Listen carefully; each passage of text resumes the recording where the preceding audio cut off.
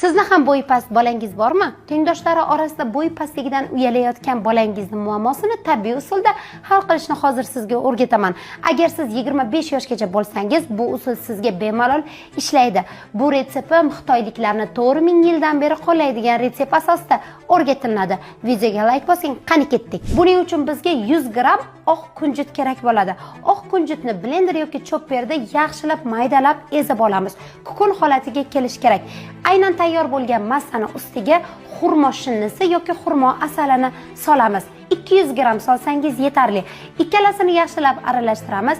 Tayyor bo'lgan qorishmani bir kun davomida qorong'i xonada qoldiramiz. Quyosh nuri tushishi kerak emas.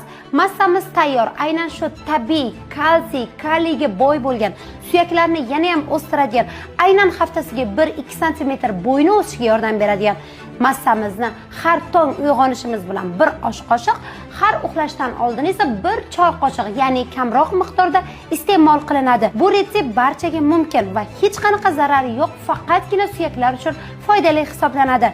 Retseptni yo'qotib qo'ymaslik uchun saqlab qo'yishni, shunga o'xshagan eng zo'r retseptlar meni sahifamda hoziroq obuna bo'lishni unutmang.